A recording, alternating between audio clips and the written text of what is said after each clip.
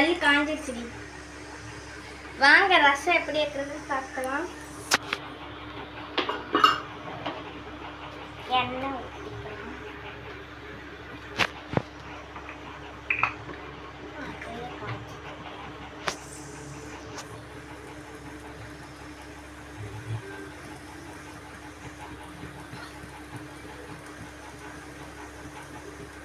தேவையான அளவு எண்ணெய்.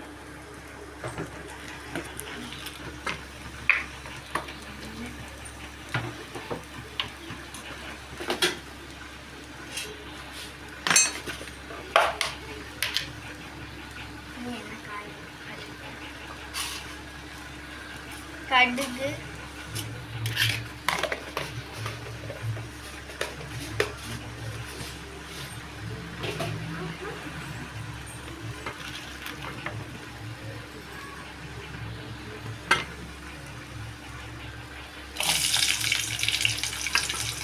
சின்ன வெங்காயம், 2 வரமிளகா, கொஞ்சம் கருவேப்பிலை.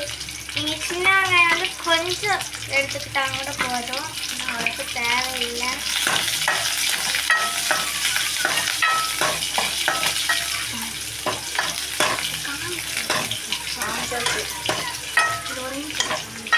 இது வந்து எங்கள் அம்மா வந்து எவ்வளோ பெரிய தக்காளியாக இருந்தாலும் புளிஞ்சிடுவாங்க. நம்மளால புளிய முடியாதனால 4ஆக கட் பண்ணி வச்சுருக்கேன்.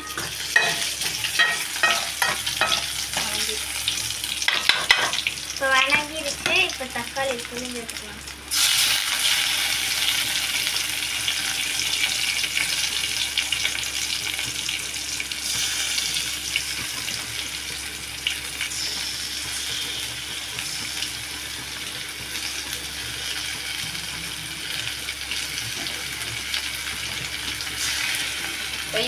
கைப்பக்குவம்னு சொல்கிறாங்களே சார், அது இதாக பார்த்துக்கணும்.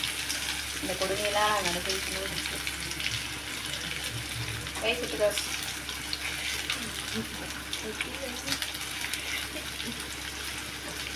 இதெல்லாம் பண்ணும்போது கையை நல்லா கழுவிட்டு தான் பண்ணணும். இன்னும் கழுவாதீங்க சார், டேஸ்டாக இருக்கும். கழுவினா கண்டாக இருக்கும். இப்போ இந்த கையோடவே என்ன பண்ணுறீங்கன்னா வதக்கி விட்டுக்கணும். நீங்கள் தக்காளி ரசம் வைக்கிறீங்களா, அப்போ நீங்கள் 2-3 தக்காளி போட்டுக்கலாம். நான் வந்து தக்காளி ரசம் வைக்கிறேன், அதனால் கொஞ்சம் ஒரு தக்காளி புளி கொஞ்சமாக எடுத்து ஊற வச்சுருக்கேன். இதை நல்லா புளிஞ்சு விட்டு ஊற்றணும், கரைக்கணும். ஊற்றிக்கலாம்.